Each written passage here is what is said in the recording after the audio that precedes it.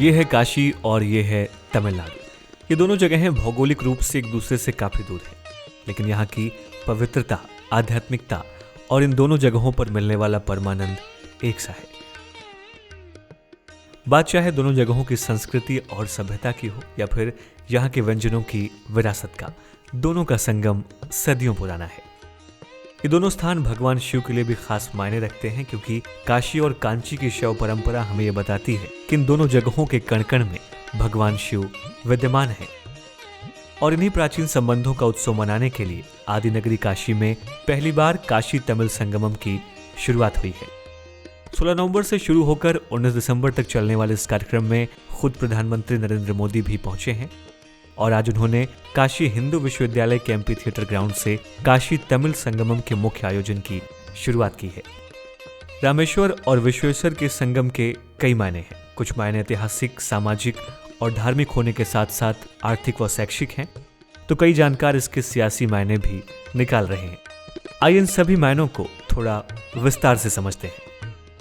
माना जाता है कि अगस्त ऋषि को उत्तर से दक्षिण में संस्कृतियों के आदान प्रदान के लिए भेजा गया था, जिन्होंने उस काल में ही दोनों क्षेत्रों की सभ्यता, भाषा और कला के एक दूसरे से पहचान करवाई और उसी के बाद दक्षिण से उत्तर की यात्रा धर्म के आधार पर शुरू हुई। दक्षिण भारत यानी कि तब कृष्णा और तुंगभद्रा नदी के दक्षिण में मौजूद क्षेत्र को दक्षिण भारत के नाम से जाना जाता था और यहाँ 300 ईसा पूर्व से 300 ईस्वी के बीच यानी कि 3rd सेंचुरी बीसी से 3rd सेंचुरी एडी को संगम काल के नाम से जाना जाता है। संगम काल में आज के ही जैसे काशी तमिल संगमम की तरह तमिल पोएट्स की सभाएं बैठती थी, चर्चा होती थी और इसमें बड़े बड़े विद्वान इकट्ठा होते थे और अच्छे साहित्यिक कामों का संकलन किया जाता था। बताया जाता है कि प्राचीन दक्षिण भारत में ऐसे 3 संगम हुए थे जिसे मुच्चंगम कहा जाता था। पहला संगम मदुरई में हुआ था, जिसमें देवता और महान संत शामिल हुए थे, लेकिन अब इस संगम का कोई साहित्यिक ग्रंथ मौजूद नहीं है। दूसरा संगम कपाटपुरम में आयोजित किया गया था और इसका सिर्फ एक साक्ष्य तमिल व्याकरण ग्रंथ तोलिकाप्पियम में मौजूद है। और तीसरा संगम भी मदुरई में हुआ था, जिसकी कुछ सामग्री समूह ग्रंथों या फिर महाकाव्यों के रूप में मौजूद है। एक किंवदंती है कि 15वीं शताब्दी के आसपास मदुरई के पांड्य वंश के राजा पराक्रम पांड्या की इच्छा थी कि काशी की तरह तमिलनाडु में भी भगवान शिव का कोई मंदिर हो, क्योंकि ढेर सारे लोग दक्षिण भारत से उत्तर भारत की यात्रा नहीं कर पाते हैं। उनके इसी प्रयास के तहत काशी से शिवलिंग लाकर तमिलनाडु में विश्वेश्वर की स्थापना हुई और जिस जगह पर इस शिवलिंग को स्थापित किया गया उसे तेन काशी के नाम से जाना गया, जिसे आज दक्षिण का काशी भी कहा जाता है। आज दक्षिण भारत के लोग जब भी रामेश्वर से अपनी यात्रा की शुरुआत करते हैं तो सबसे पहले काशी आते हैं। यहीं से प्रयागराज और गया में जाकर पिंडदान करते हैं और फिर वापस काशी में आकर गंगा स्नान कर यहाँ से गंगा जल लेकर रामेश्वरम में भगवान शिव का जलाभिषेक करते हैं। इस मायने में काशी तमिल संगमम इन दोनों क्षेत्रों की ऐतिहासिक, सामाजिक और धार्मिक मान्यताओं को और मजबूत करेगा। काशी और तमिलनाडु का कांची, ये दोनों स्थान प्राचीन हिंदू धार्मिक शिक्षा का शताब्दियों से केंद्र रहे हैं और शिक्षा मंत्रालय की नई शिक्षा नीति के उद्देश्य, जिसमें ज्ञान और सांस्कृतिक परंपराओं को एक साथ लाना, हमारी साझा विरासत की समझ को और बढ़ाना, साथ ही विविध भारत को एकता के सूत्र में बांधकर एक भारत श्रेष्ठ भारत के सूत्र को चरितार्थ करने की बात कही गई है। काशी तमिल संगमम उसके लिए एक महामंच है।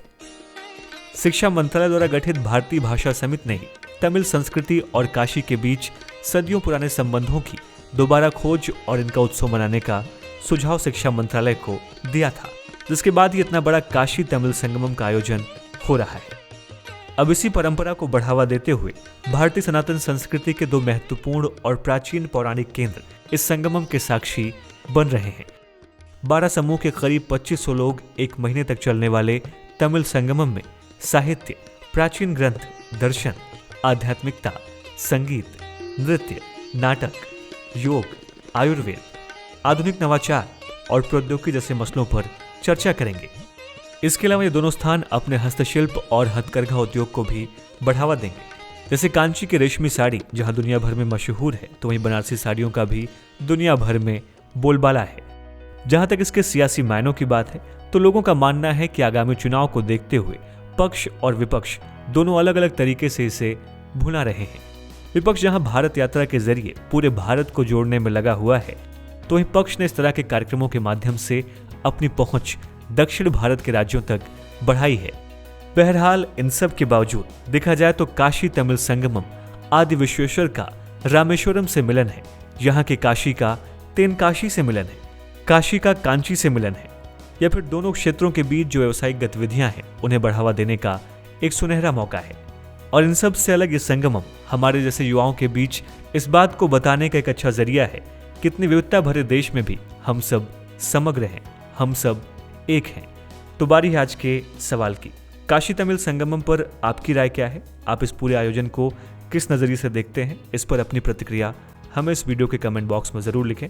साथ ही आपको हमारी आज की जानकारी कैसी लगी, इस पर भी अपनी प्रतिक्रिया हमें इस वीडियो के कमेंट बॉक्स में ज़रूर दें।